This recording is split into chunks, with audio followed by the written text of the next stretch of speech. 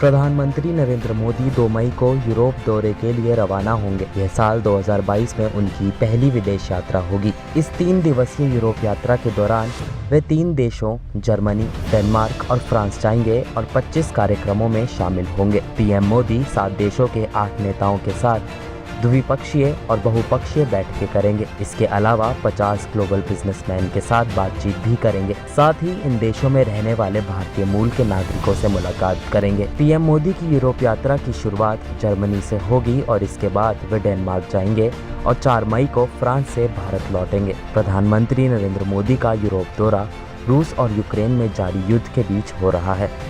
सभी यूरोपीय देश रूस के यूक्रेन पर हमले के खिलाफ है और ऐसा माना जा रहा है कि पीएम मोदी दोनों देशों के बीच जारी सैन्य गतिरोध को खत्म करने के लिए चर्चा कर सकते हैं।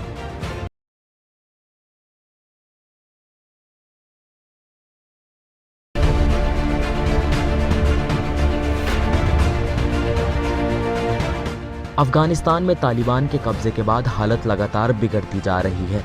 रमजान के इस पाक महीने में भी अफगानिस्तान में मस्जिदों पर हमले रुकने का नाम नहीं ले रहे हैं। राजधानी काबुल में रमजान के आखिरी जुम्मे के दौरान एक मस्जिद में जोरदार धमाका हुआ। इस धमाके में अब तक कम से कम 50 लोग मारे जाने की खबर है, जबकि सैकड़ों लोग घायल बताए जा रहे हैं। मस्जिद धमाके के शिकार में ज्यादातर नमाज पढ़ने आए हुए लोग शामिल थे। लोगों ने बताया है कि घायलों की संख्या काफी ज्यादा है। अभी तक किसी ने विस्फोट की जिम्मेदारी नहीं ली है। अफगानिस्तान में पहले भी शिया मस्जिदों को निशाना बनाकर हमले हो चुके हैं। बता दें कि इससे पहले 21 अप्रैल को अफगानिस्तान में एक मस्जिद में जोरदार धमाका हुआ था। इसमें 5 लोगों की मौत हुई थी और 65 लोग घायल हुए थे। धमाके की जिम्मेदारी आतंकी संगठन ISIS ने ली थी। इससे पहले 19 अप्रैल को काबुल के पास ही एक स्कूल में धमाका हुआ था, जिसमें 6 लोगों की मौत हुई थी और वहीं दर्जन भर लोग घायल हुए थे। गौरतलब है कि अफगानिस्तान में इस समय तालिबान का शासन है। तालिबान के देश पर कब्जा करने के बाद से अफगानिस्तान में हालत बद से बदतर होती जा रही है। आए दिन अफगानिस्तान धमाकों से दहल जाता है। इस अशांति की वजह से वहाँ की अर्थव्यवस्था चौपट हो चुकी है, जिससे लोगों को वहाँ एक रोटी के लिए भी दर दर की ठोकरें खानी पड़ रही हैं।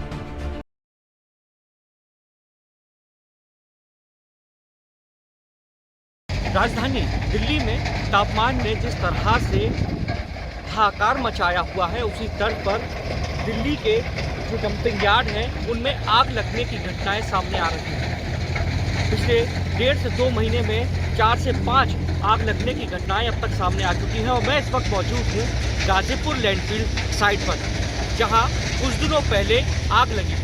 इसके यहाँ आग लगने के बाद जो भलसवा लैंडफिल साइट है वहाँ पर भी आग लगी। अब हालांकि सवाल ये उठता है कि तमाम इन आगों के बीच इन कूड़े के ढेर को कम करने के लिए क्या किया जा रहा है। मैं आपको पीछे कुछ तस्वीर दिखाना चाहूँगा। इन तस्वीर के तहत जो गाजीपुर लैंडफिल साइट है उसको निगम के मुताबिक, जो निगम के अधिकारी हैं उनके मुताबिक ये साफ कर दिया गया है कि 2024 तक इस लैंडफिल साइट को पूरी तरह से खत्म कर दिया जाएगा। यानी कि अगले जो कंपनी है ये टेंडर लेगी, अगले 30 महीनों में 50 लाख मेट्रिक टन पूरा खत्म किया जाएगा। साथ ही यहाँ पर इस पूरे कूड़े के ढेर को कम करने के लिए 28 ट्रोमल मशीनें अभी चल रही हैं और 10 जो है आगामी दिनों में इन मशीनों का इस्तेमाल किया जाएगा। यही वो ट्रोमल मशीनें हैं। आप देखिए किस तरह इस मशीनों का काम है कि जो प्लास्टिक है उसको अलग करती है, जो बारीक कूड़ा है, जो मिट्टी है, जो मलबा है, उसको एक तरफ अलग करती है। अब इस सवाल ये उठता है कि ये जाता कहाँ है। जो मजीद कूड़ा होता है उसको जो तमाम जो प्रोजेक्ट चलते हैं, सड़क बनाने के प्रोजेक्ट चलते हैं, उनमें इनका इस्तेमाल कर लिया जाता है। साथ ही जो अन्य कूड़ा यहाँ पर निकलता है उसको बिजली का भी उत्पादन किया जाता है।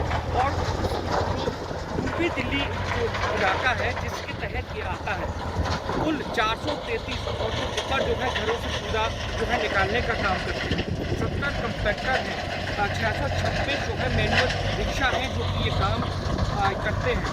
2024 तक यानी दिसंबर तक इस कूड़े के पहाड़ को खत्म करने के साथ साथ निगम के पास तमाम जिम्मेदारियां भी हैं। इसके तहत निगम ये कोशिश कर रहा है कि अपनी परियोजनाओं के चलते इस कूड़े के ढेर को जल्द से जल्द खत्म किया जाए और इन परियोजनाओं के चलते लोगों को जागरूक किया जाता है कि यहाँ पर जो कूड़ा भेजा जाए उसका वो निस्तारण एक तरीके से वही कूड़ा यहाँ पहुँचे जो कि बिल्कुल किसी काम का ना हो।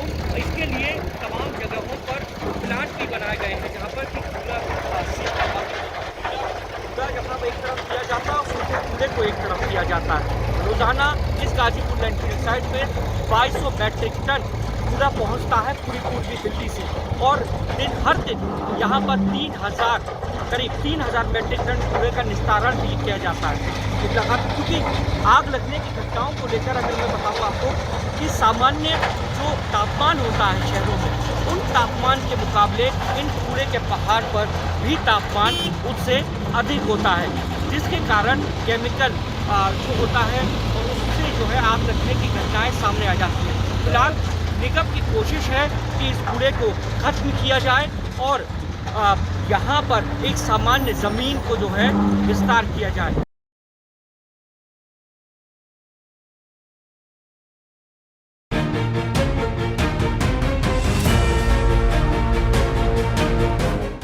पंजाब के पटियाला शहर में शुक्रवार को हुए खालिस्तान विरोधी मार्च को लेकर दो समूहों में हिंसा हो गई थी, जिसके बाद आज शहर में इंटरनेट सेवाओं को निलंबित कर दिया गया है। ये सेवाएं सुबह 9:30 से शाम 6 बजे तक निलंबित रहेंगी। इंटरनेट सेवाओं को निलंबित करने के साथ साथ यहाँ कर्फ्यू भी लगा दिया गया था।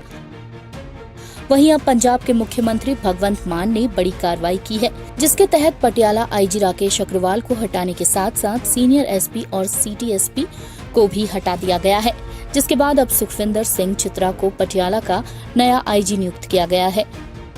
वहीं दीपक पारिक को पटियाला का सीनियर एसपी जबकि वजीर सिंह को पटियाला का नया एसपी नियुक्त किया गया है। आपको बता दें कि ये हिंसा काली माता मंदिर के बाहर उस समय हुई जब सिंगला के समूह ने पास के आर्य समाज चौक से खालिस्तान मुर्दाबाद मार्च शुरू किया था। अधिकारियों ने बताया कि निहंगों सहित कुछ सिख कार्यकर्ता मंदिर की ओर बढ़े और उनमें से कुछ ने तलवारें लहराई। उन्होंने बताया कि उनके जुलूस को भी अधिकारियों से अनुमति नहीं मिली थी।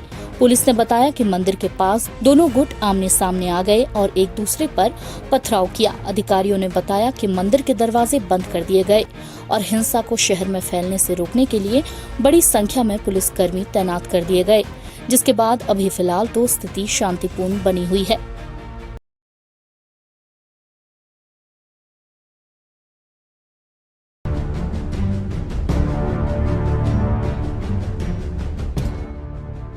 शुक्रवार को हुई पटियाला झड़प और हिंसा मामले के मास्टरमाइंड बरजिंदर सिंह परवाना को गिरफ्तार कर लिया गया है। पंजाब पुलिस ने रविवार सुबह करीब 7:30 बजे बरजिंदर को मोहाली से गिरफ्तार किया। बताया जा रहा है कि बरजिंदर सिंह परवाना का आपराधिक बैकग्राउंड है और उसके खिलाफ पहले से ही 4 केस दर्ज हैं। दरअसल सिख फॉर जस्टिस के आतंकी गुरु पंतवंत पन्नू के विरोध में पटियाला में खालिस्तान विरोधी मार्च निकाला जाना था। इसकी जानकारी के बाद सिख संगठनों ने इसका विरोध शुरू कर दिया था। इस बीच शिवसेना और सिख संगठनों के बीच हिंसक झड़प हो गई। हालात इतने बिगड़ गए कि प्रशासन को कर्फ्यू के साथ इंटरनेट सेवाएं बंद करनी पड़ी। जानकारी के मुताबिक इस मामले में पुलिस ने 6 एफआईआर दर्ज की हैं।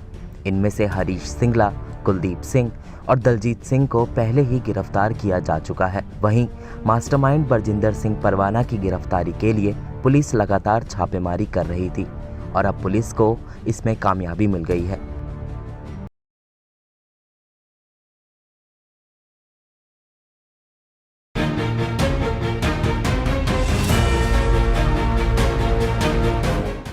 देश में एक बार फिर कोरोना अपने पैर पसारने लगा है। आज भारत में कोरोना के 3,324 नए मामले सामने आए हैं, जो कल के मुकाबले 9.9% कम है। आपको बता दें, देश के 5 राज्यों में सबसे ज़्यादा मामले दर्ज किए गए हैं।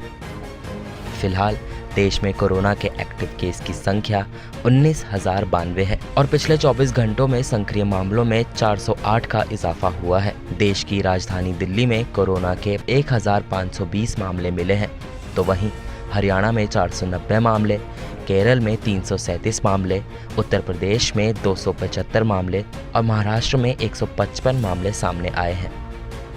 देश में पिछले 24 घंटे में मिले कोरोना के नए मामलों में से 83.54% केस दिल्ली, हरियाणा, केरल, उत्तर प्रदेश और महाराष्ट्र से सामने आए हैं और पिछले 24 घंटों में 40 मरीजों की कोरोना से मौत भी हुई, जिससे मरने वालों की कुल संख्या बढ़कर 5,23,883 हो गई है। वहीं भारत का रिकवरी रेट अब 98.74% है।